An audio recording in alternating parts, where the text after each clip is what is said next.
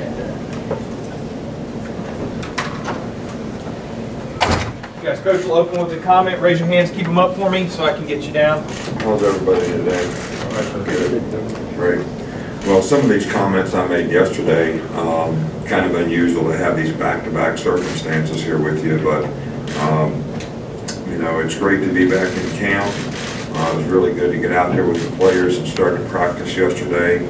You're always looking forward to the challenges of the season, and you're also looking forward to the challenges of things that you need to work on to try to develop your team, the individuals on your team, so that they have a good chance to be successful and that we can go compete at a very high level. And I think everybody's got to say, and I said it to them, and I said it yesterday, is, you know, what will we be in 30 days?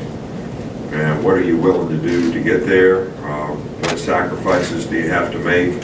What relationships, leaderships do we have to build so that we have sort of the intangibles that we need to compete at a high level on a consistent basis? And you know, discipline and toughness are two things that go a long way in helping players develop that, because it certainly helps them sustain in difficult circumstances. And I think fall camp is a difficult circumstance that a lot of players have to learn how to work through. How do you stay focused when you're tired? Are you going to make mental errors? You're going to loaf? You're going to do the wrong things? Well, you know, that's really kind of enduring and not really showing the mental toughness to sustain. You got to have a strong breaking point if you're going to be a good player and a great competitor. And you know, we're trying to create a unique excellence with every player on our team, and that's the only way we'll have a good team. So everybody's got choices to make. You're going to endure, you're going to try to survive this camp, or you're actually going to make a commitment to thriving to be, you know, the best player that you can be.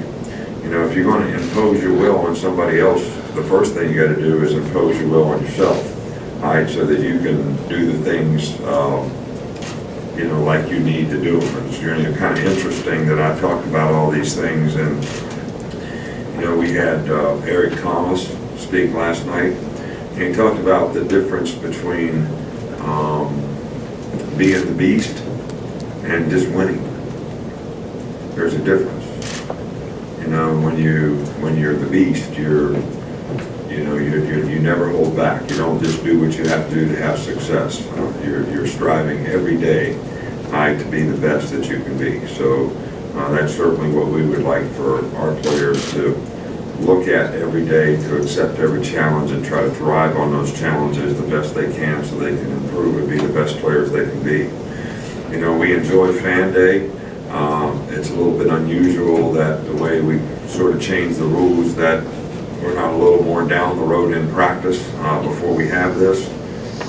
So this probably, I think, is the first time we've ever had it where we're in shorts and helmets because we're going through the acclimation period, which I think, incidentally, is really, really good for players. It's probably good for player safety.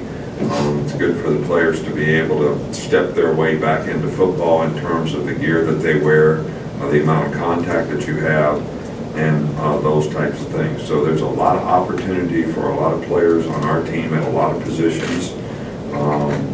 And you know, we're trying to get some of the young players on the team that have an opportunity to take advantage of these circumstances to sort of develop the consistency they need to be able to do their job on a consistent basis and develop the respect and trust of their teammates. So you're going to get the opportunity to talk to two new coordinators, you know, today. The transition that we've had with these guys has been, you know, pretty painless because we really didn't change offenses, we didn't really change defenses, we didn't change terminology for the players. So we have an Alabama defense, we have an Alabama offense, and it was an Alabama defense and an Alabama offense last year. And just because we change the people that implement those things doesn't mean that we're going to change everything about it. All right, so, and that's the way it is. I know you'd rather hear something else and ask, well, what's going to be different about your offense, Mike, and what's going to be different about your offense, Tosh? And the fact of the matter is, it's Alabama's offense and it's Alabama's defense. So, sorry. We'll start right here with Ben. I think it was a week or two ago on SportsCenter, you said that you thought the #1 concern for the team this fall was replacing some of the production on defense. Why do you feel like that's the case? Well, that's a really easy answer. Do you all know how many players we lost last year on defense? And how many of those guys got drafted? And how many of those guys we have to replace? So it's a pretty easy answer to figure out that because of the experience that we lost, the number of players that we lost, the opportunity that creates for inexperienced players, especially in the secondary where we lost 6 players who did the most of the playing, and we have not one starter back, a guy that started 2 games, I think, maybe. So at linebacker, yeah, both guys started a few games. Both guys were hurt a little bit. We've got 3 guys in the front that has ever really played in a game before. So that's probably the least amount of returning experienced players that we've ever had. And as much as you guys look at statistics and as much as you look at stuff on paper, that should be pretty easy for you all to figure out. Go in the back with Cecil. Coach, just to follow up on Tosh in particular, who's not been a coordinator before, and I know you mentioned continuity, but what were some of the qualities, since he came in, probably with much of a reputation as a recruiter, as an on-field coach, what are the qualities you've seen in Tosh that made you comfortable with promoting him? Well, he has done a great job of recruiting for us, but I think he's really developed as a coach. I think he's taken it upon himself to not want to be a guy that was viewed just as a recruiter or just as a guy that could coach the front. So, he's really, really committed himself to learning the big picture, the coverages, the secondary. I've spent a significant amount of time with him doing that. And I think he's made a tremendous amount of improvement. Now, regardless of how much someone knows, when you've never been a coordinator before, it's a whole nother ball game to be able to implement it, when the fur flies. And we'll help him to do that.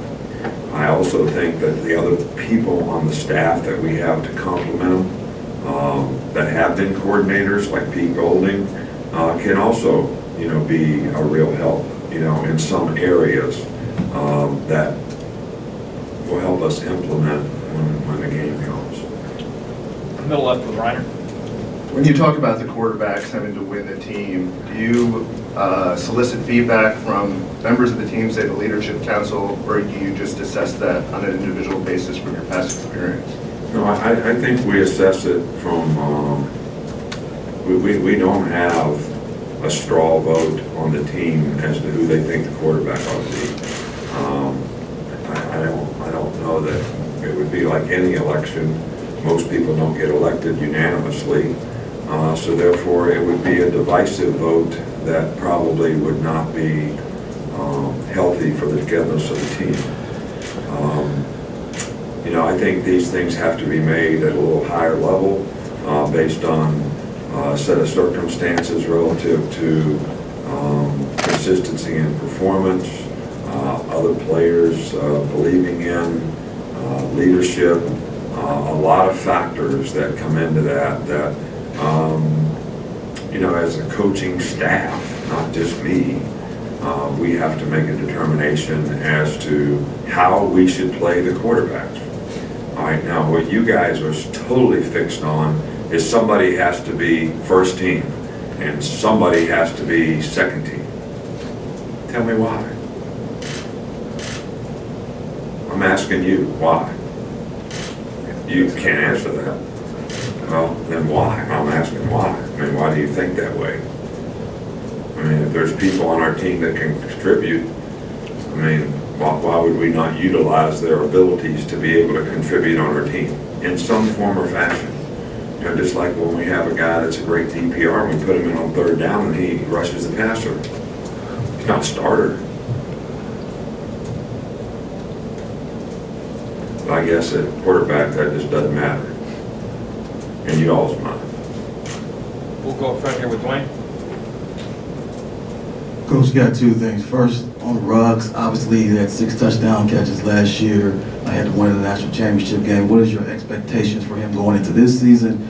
And two, being that you talked about competing and breaking points and things of that nature, how much are you looking forward to seeing how Jalen and Tua respond to that on a day-to-day basis in camp? Well, that's part of the evaluation for every player at every position.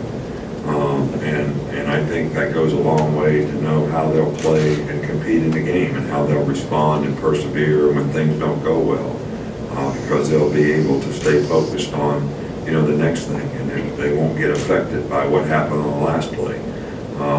So I think that's important at every position. You know, I'm not in the creating expectation business. You know, that's pretty much what people like you all do.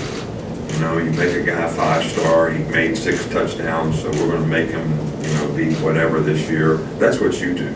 We fight against that. We don't want players to have expectations. We want them to have goals. And how many touchdown passes they catch is not a part of the goal. It's an outcome. My expectation for Ruggs is become a complete player at your position.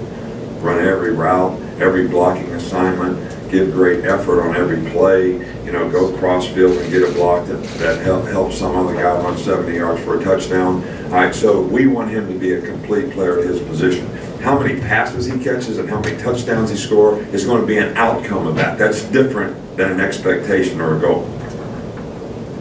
To me, I don't have that expectation for you, but to me. Okay, we'll go right here with Alex. Since you've brought it up a few times now, and even kind of hinted at it just now, how much have y'all, I asked you this earlier this offseason, but how much have y'all actually looked into playing both quarterbacks, evaluating how those systems have worked in the past?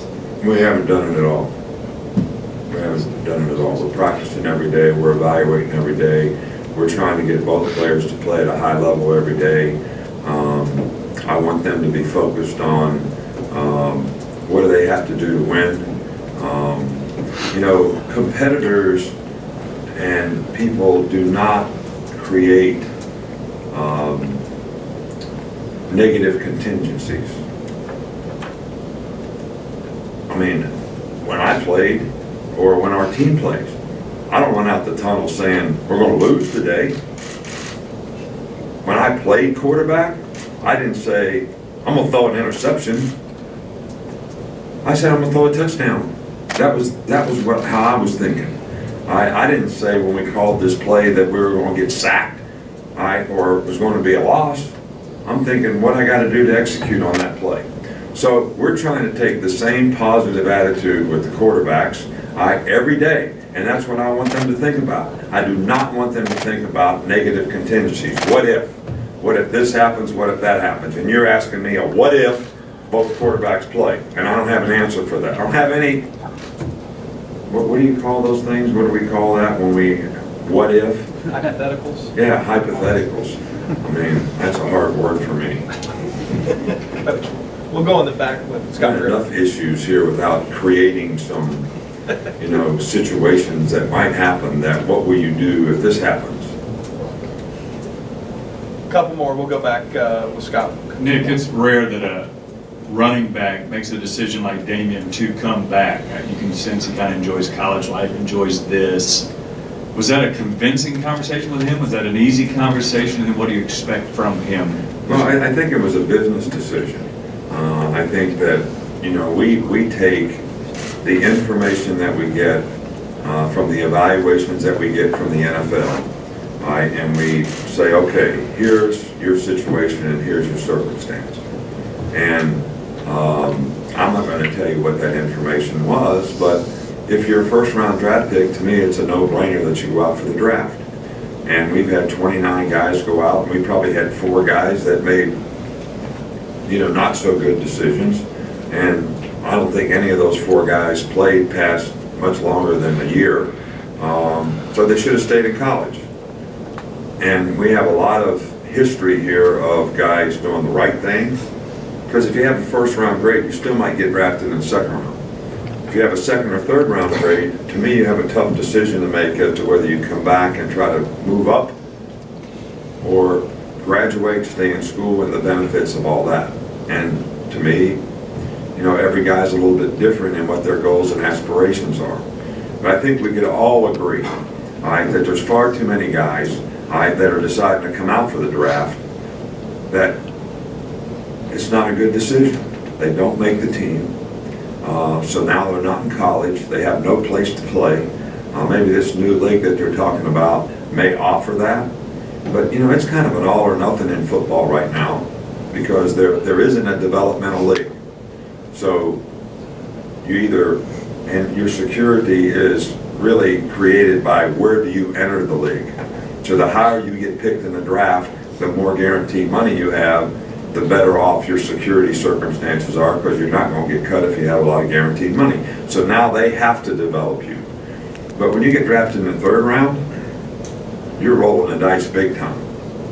I mean, you may end up great, all right, but you're still going to play for a low number, all right, for 3 years, maybe 4, and how do you make that up? So if you come back to school and you become a first-round guy, maybe it's worth it. So, but every player has to make that decision, and it's a business decision to me, and I think Damian made a business decision relative to what he thought was best and what was in his heart in terms of what he wanted to do. So, and we're happy that he came back. I think we had some other guys this year, and all you have to do is look at where they got drafted, and if they had eligibility left, was that the best thing for them to do from a business standpoint? But I always tell players, look, it doesn't do you any good to come back if you're not committed to coming back and you don't want to work hard to get better, because then you don't create any more value for yourself.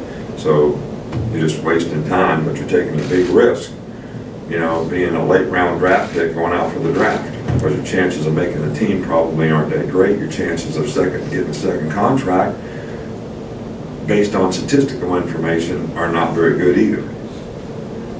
Last one, real quick here with Michael. Just wonder where you think the progress you've seen from Najee Harris since last season and where you can go this year.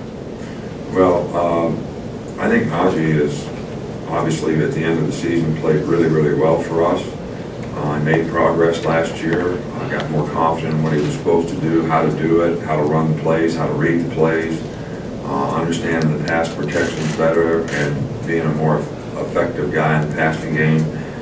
And I think that progress has continued over the spring, and also, I mean, we've only had 1 practice so far, but he hasn't done anything to disappoint, and I just think that he has more maturity, more confidence, and a better understanding, and I think that should help him be more productive. All right, thanks, Coach. All right, thank you.